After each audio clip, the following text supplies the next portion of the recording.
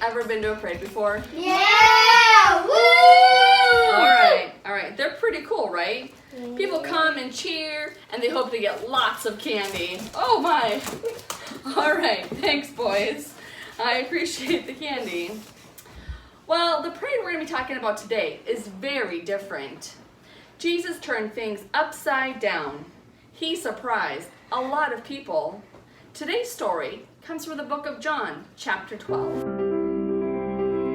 The Bible isn't just a book of random stories. It's 66 different books that come together to tell one story.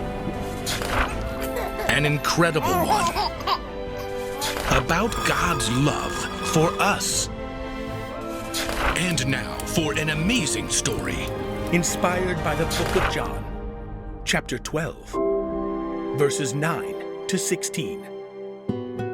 Inspired by God, the prophet Zechariah had once written, City of Zion, be full of joy. People of Jerusalem, shout.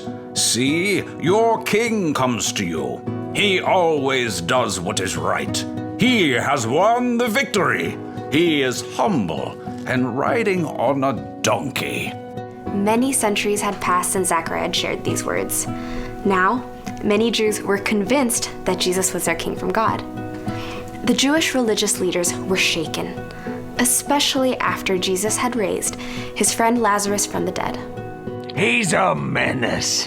He's making such a mess. The Romans will step in and the trouble will begin. He's doomed us more or less. He's spreading mischief.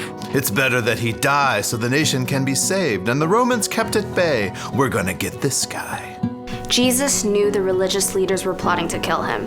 So for a time, he stayed in the desert near the town of Ephraim, a day's journey from Jerusalem. But as the Passover neared, people started to wonder whether Jesus would come to Jerusalem for the celebration. What do you think? Is he going to show up? He better stay away, bless his heart. Why is that?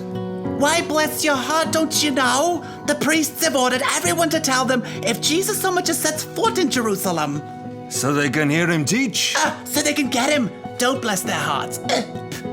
Despite the danger, Jesus traveled back toward Jerusalem, stopping in Bethany at the home of Mary, Martha, and Lazarus. His close friends, including Peter and Thomas, were likely on edge.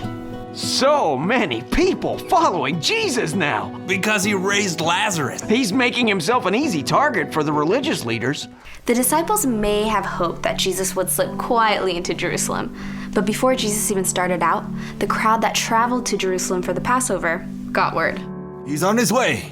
Well, that'll lead to trouble, bless his heart. Hundreds of people broke branches from the palm trees and hurried out of the city toward the Mount of Olives to meet Jesus on the road. From the hill, Jesus and his friends could see the whole crowd. Jesus knew the time had come for him to fulfill the prophecy. City of Zion, do not be afraid. See, your king is coming. He is sitting on a donkey's colt. So Jesus chose a young donkey. Here, let me make a seat with my coat. Use mine too. Jesus got on the back of the donkey and rode slowly down the Mount of Olives towards Jerusalem. The crowd went wild when they caught sight of him. Hosanna! Hosanna! Hosanna! Hosanna! They waved their palm branches like banners and tossed their coats down onto the road in front of Jesus. Blessed is the one who comes in the name of the Lord! Blessed is the King of Israel! Bless his heart. Wait, who are those guys? Where? Oh dear. In the midst of joyful praise, several glowering religious leaders pulled Jesus aside. You're mad!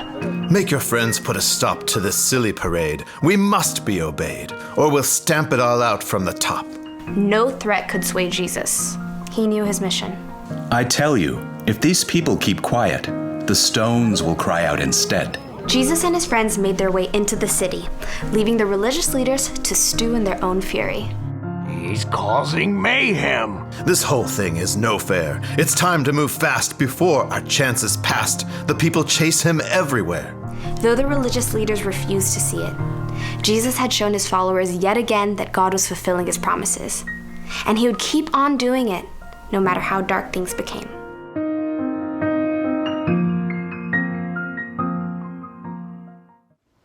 So Jesus came here on earth, and he knew that he was God's amazing rescue plan. He was the Savior of the world. Jesus knew that he was here to put us first. We can choose to follow his example. God tells us in the Bible that we should put others first. So the memory verse for this month is don't do anything only to get ahead. Don't do it because you are proud. Instead, be humble, value others more than yourselves. Philippians chapter 2, verse 3. So this might look like letting your brother go first, or maybe picking out a game. It might be letting a friend get in front of you in a line at lunch during lunchtime at school. Jesus told us to put others first. All right, the bottom line for this week is put others first. Can you guys say that with me? Put others first. Good job, boys. All right, thanks, guys. Jesus turned this world upside down. Hope Kids and Hope Kids leaders, what can you do that's upside down? Send us those videos and those pictures. Don't do anything only to get ahead. Don't do anything only to get ahead. Don't do it because you are proud. Don't do it because you are proud. Instead, be humble. Instead, be humble. Value others more than yourselves. Value others more than yourselves. Philippians 2:3. Philippians